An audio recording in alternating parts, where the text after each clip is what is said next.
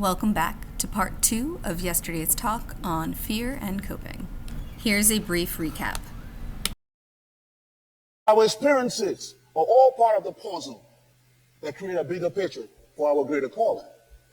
But Lamar was crying. There was tears in his eyes. Well, my life changed, and it changed for better, and I wanted Lamar to know that.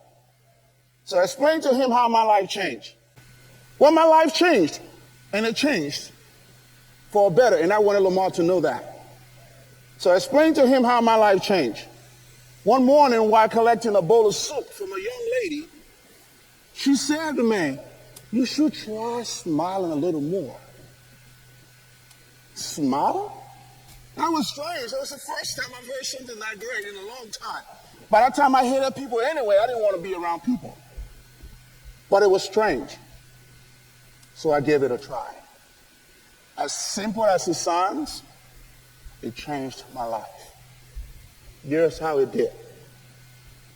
I began to smile as I walked past people on the streets of Washington, D.C., and I realized that they would smile right back at me.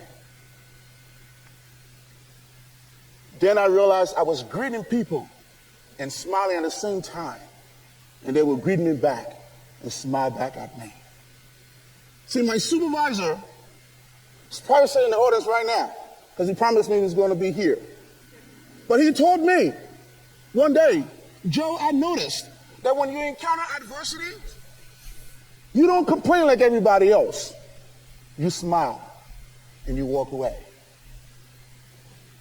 Well, that's true. That's because smiling became my coping mechanism. What smiling did for me was saying, I am not running anymore. I am not hiding from your fear anymore. I am not going to be intimidated by fear anymore.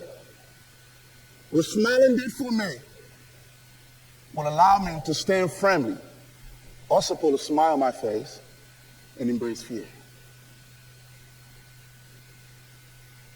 So fear became for me a part of everything I did.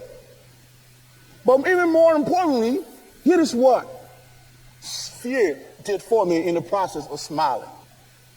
I came to discover one of my greatest callings, and that was the appreciation for humanity as a whole. Today, that is the primary reason why I became a police officer. Fear taught me to smile, and smile taught me gratitude. I have not seen Lamar since that day. And in fact, if I saw him today, I probably would not even recognize him. But the truth is, I'm here. And I'm here sharing my story with you for a reason.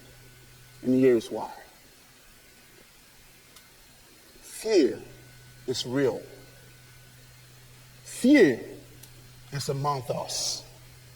You will encounter fear even when you least expect it. It will pursue you every way fear can pursue you. It will even drive you farther away from your goals. But no.